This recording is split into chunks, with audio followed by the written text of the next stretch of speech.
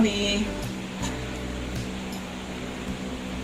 Honestly, this is the second time that I'm going to try to use the blower.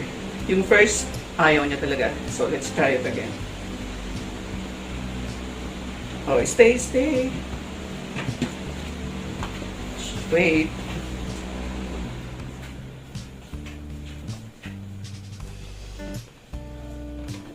So, fast absorbent na naman itong towel niya. Wait a minute, Crownie. So let's try the blower.